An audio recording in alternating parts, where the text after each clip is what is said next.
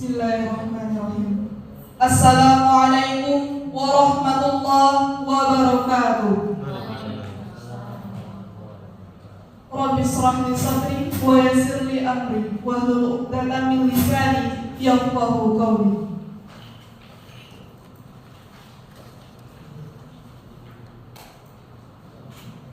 Dewan Hakim yang saya hormati serta hadirin yang berbahagia, perkenalkan, nama saya Mutiara.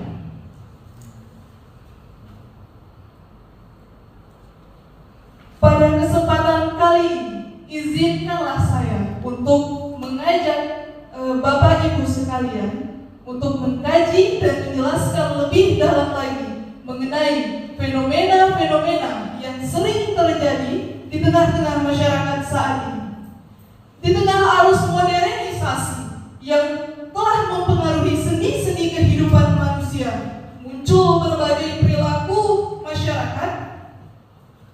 Salah satunya adalah penimbunan barang atau ihtikar. Penimbunan barang atau ihtikar ini adalah perbuatan menimbun barang atau mengumpulkan barang yang dihajarkan agar barang tersebut menjadi langka dan sulit di pasaran sehingga naiknya harga barang tersebut. Situasi seperti ini dianggap sangat menguntungkan bagi beberapa praktisi yang ingin mengambil keuntungan untuk memperkaya diri dengan menjual kembali barang timpunannya dengan harga yang fantastis. Lalu, bagaimana sebenarnya dasar hukum dari melakukan perbuatan penimbunan barang atau ihtikar ini? Allah berfirman dalam surah Al-Hajj ayat 25, "Wa may yurid fihi bi ilhadin bi zulmin nuzighu min 'adzabin 'alim." Dan siapa yang bermaksud melakukan kejahatan secara zalim di dalamnya. Ayat tersebut menjelaskan bahwa penimbunan barang atau ihtikar merupakan perbuatan yang dilarang dan diharamkan karena perbuatan tersebut merupakan bentuk kejahatan yang zalim dan aniaya terhadap orang lain. Namun, ada penimbunan barang yang diperbolehkan dan ada yang tidak diperbolehkan. Salah satu yang diperbolehkan adalah barang yang ditimbun tersebut merupakan barang yang dihasilkan dari perkebunan kita sendiri, seperti yang dilakukan oleh Nabi Yusuf alaihissalam. Sedangkan perbuatan yang dilarang merupakan perbuatan penimbunan yang mengandung kemudaratan serta dapat memberikan kesulitan bagi orang lain dalam mendapatkan barang yang mereka butuhkan. Sanksi yang dapat oleh pelaku penimbunan barang atau ihtikar. Yang pertama dalam perspektif hukum ekonomi Islam, pelaku akan dicampakkan ke dalam neraka utama sebagaimana yang termaktub dalam surah Al-Humazah ayat 4 tersebut. Dalam perspektif hukum negara, pelaku penimbunan atau pelaku kecurangan akan dikenakan pasal 29 ayat 1, pasal 107 Undang-Undang Nomor 7 Tahun 2014 tentang perdagangan, di mana pedagang atau pengusaha yang melakukan kecurangan dan penimbunan akan dipidana penjara paling lama 5 tahun dan denda 50 miliar rupiah. Sedangkan dalam perspektif penulis, hukum bagi pelaku penimbunan barang atau ihtikar ini adalah bukan hanya pelaku inti yang harus dihukum dan disanksi, namun penulis berharap seluruh pihak yang terlibat dan distributor juga harus dihukum. Selanjutnya, upaya yang bisa dilakukan untuk mencegah diri dari perbuatan penimbunan barang atau ihtikar ini.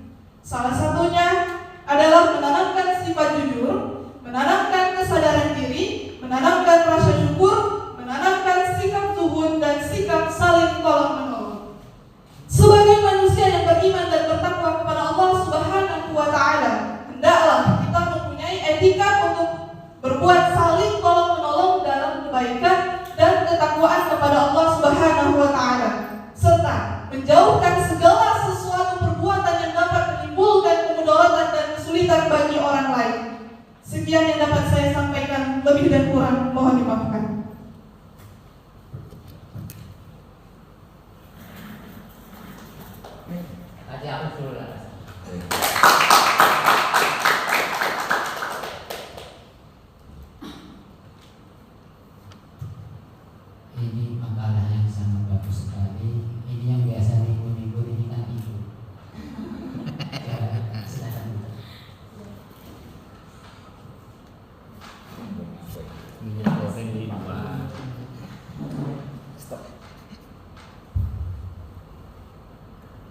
pemakala.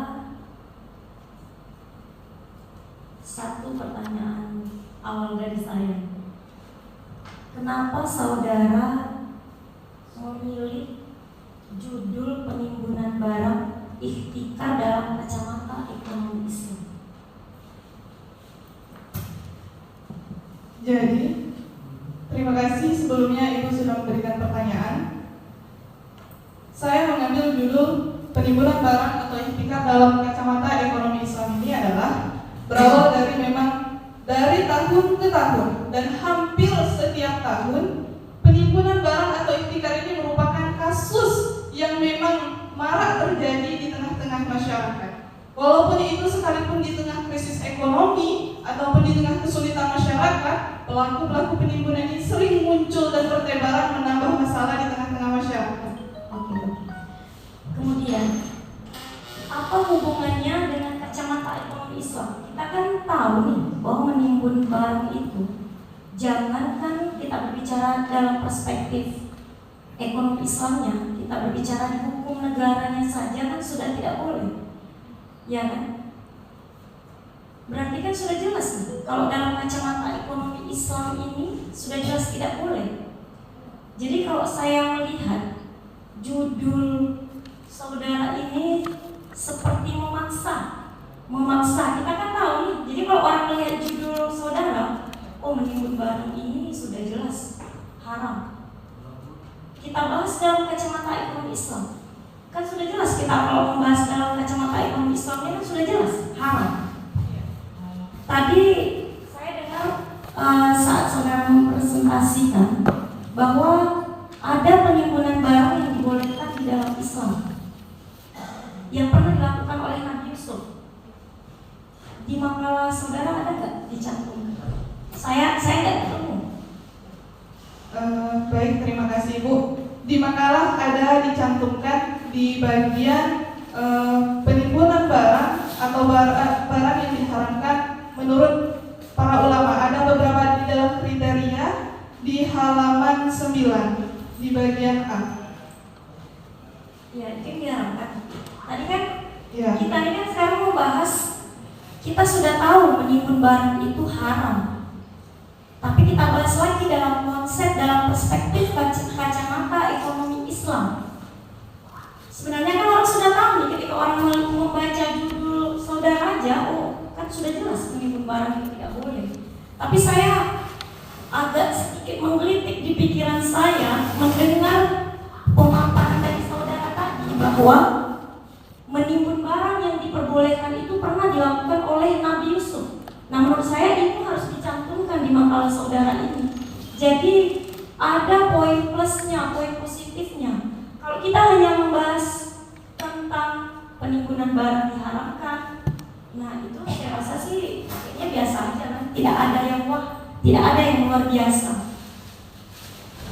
Enggak ada kan? Menurut Nabi Yusuf itu kan? Ada enggak? Cuma sekilas aja Bu, bahwasannya Nabi Yusuf itu melakukan penimbunan barang dari hasil pertaniannya. Oh iya. Ya. Ini kutipan kan? Iya. Ini kemudian juga kalau kutipan itu harus dibuat kutipan, karena kalau nggak dicantumkan, ya kan? Ini bisa kena plagiatnya. Kemudian selanjutnya saudara juga di dalam makalah ini di halaman 11, saudara ada membuat poin dalam perspektif penulis. Ini saudara menyimpulkan, memahami, atau ada versi lainnya? Baik, terima kasih Bu. Dalam perspektif menulis ini, saya lebih ke menyimpulkan. Jadi di situ ada penjelasan bahwasannya pemerintah itu mempunyai hak otoritas yang bisa digunakan untuk menghukum pelaku penimbunan tersebut. Jadi menurut penulis ya gunakan saja hak otoritas yang dimiliki pemerintah itu gitu untuk menghukum pelaku penimbunan tersebut. Tapi ini kan perspektif penulis kan, Iya. dasarnya kan adalah dari Undang-Undang Nomor 7 Tahun 2014, kemudian dari perspektif hukum ekonomi Islamnya, ya kan? Jadi karena kita ini makalah ilmiah Quran, kita tidak bisa langsung hanya menyimpulkan, kita hanya bisa memahami. Karena kalau kita menyimpulkan berarti kita membuat teori. Teori itu dibuat harus diuji, harus dilakukan ujinya. Ya, saya rasa itu saja Pak. Terima kasih kepada Ibu yang sudah memberikan saran dan pertanyaan. Ya. Masih ada beberapa menit atau Masih ada Pak? punya berapa menit? 3 menit lagi Pak. 3 menit lagi. 3 menit lagi. Oh ya, silakan. Terima kasih. Langsung bertolak dari judul penimbunan barang dalam kacamata ekonomi. Anda tahu itu ekonomi? Ekonomi, Ya. kegiatan pendistribusian barang gitu Pak, kegiatan pasar bisa jadi jual beli. Jual beli apa lagi?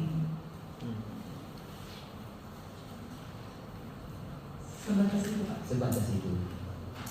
Ini kaitan dengan jual beli atau ekonomi dalam bahasa Arabnya atau dalam aspek Islamnya disebut apa itu? Ekonomi dalam aspek Islam. Iya. Kalau di makalah menulis cantumkan ekonomi Islam langsung. Ekonomi Islam. Artinya ekonomi yang berlandaskan syariat Allah. Maksudnya apa? Jadi ada istilah muamalah, ada istilah jinayah, atau ada istilah ibadah. Jadi dalam konteks jual beli dalam perekonomian Islam ini, Anda sampaikan tadi ada konteks jinayahnya, hukuman pidananya, dan ada hukum muamalahnya. Anda katakan juga bahwa menimbun barang ini dalam konteks ekonomi Islam itu dilarang. Kalau begitu, Anda sampaikan azas prinsip dasar ketika seseorang bermuamalah hingga dia dibenarkan dalam Islam. Anda sampaikan nggak tadi? Atau adakah dalam tulisan? Ada. Tapi kenapa nggak disampaikan? Jadi dalam menurut saya konteks muamalah ya, konteks muamalah dalam konsep Islam itu arti hubungan setiap manusia itu sudah dikatakan muamalah, bukan dalam konteks jual beli, tapi dia juga menyangkut sewa menyewa, penimbunan barang, perjanjian, dan menyangkut hubungan manusia dengan manusia atau kelompok lain. Jadi kalau ada azas yang membenarkan kita untuk bermuamalah, berarti hukum muamalah itu seperti apa? Boleh, tidak boleh kan? Atau dilarang, haram kan? Menurut Anda muamalah itu boleh atau tidak? Iya. Menimbun barang boleh kan? Penimbun barang, Iya. jika penimbunan tersebut dapat memberikan kemudaratan serta kesulitan bagi orang lain, maka itu dilarang. Nah, tapi kalau penimbunan tersebut dilakukan untuk misalnya persiapan pada saat masa genting dan krisis yang akan datang, itu diperbolehkan dan tidak melampaui batas dari kebutuhan. Kalau begitu konsep muamalah itu hukum asalnya seperti apa? Hukum asalnya diperbolehkan. Diperbolehkan atau boleh? Ini beda nih. Boleh, Boleh saja. boleh, Boleh saja itu apa? boleh saja. Boleh saja. Asal tidak keluar dari ketentuan dan nilai-nilai keislaman. Boleh itu bahasa Arabnya apa? Seperti apa itu? Maksud saya bahasa muamalah ini seperti apa? Dalam konteks Islamnya. Maslahah, Lawannya mufsadah. mafsadah. Ya. Nanti Pak Dokter lagi. Kemudian, ini isu kemudian keseimbangan. Ada dasar azas dalam ekonomi itu keseimbangan. Bagaimana Anda memandang keseimbangan dalam konteks Islam, terutama ketika pembahasan Anda ini? Konsep keseimbangan Ekonomi, keseimbangan hidup, keseimbangan antara kemiskinan dan artinya tidak berlebihan dalam penulis memandang bahwasannya sikap keseimbangan tersebut adalah tidak terlalu berlebihan dan tidak pula terlalu pelit misalnya kepada diri sendiri. Kita tidak boleh berperilaku terlalu boros dan kita juga tidak boleh berperilaku terlalu pelit. Begitu, Bu. Jadi kalau dapat disimpulkan, makalah ini nanti kita revisi, masukkan azas-azas dalam bermuamalah, terutama azas pembolehan, azas keseimbangan, azas kemaslahatan atau azas mudaratnya atau mafsadat lainnya. Terima kasih.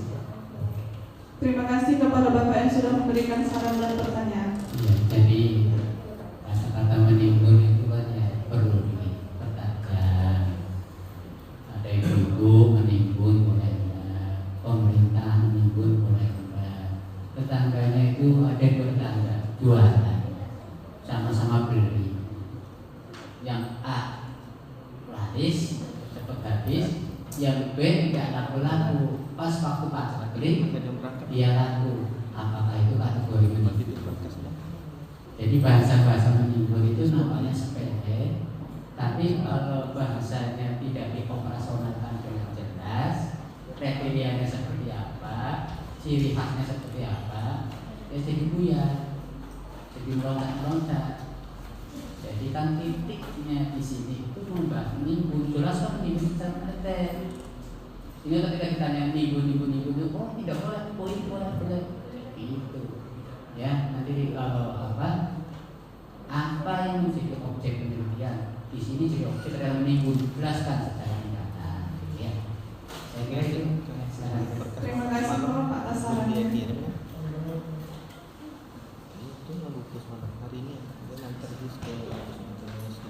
Terima kasih kepada Bapak Ibu Dewan Hakim yang sudah memberikan masukan dan sarannya. Untuk kedepannya insya Allah saya perbaiki. Saya akhiri dengan wabillahi taufiq wal hidayah. Wassalamualaikum warahmatullahi wabarakatuh.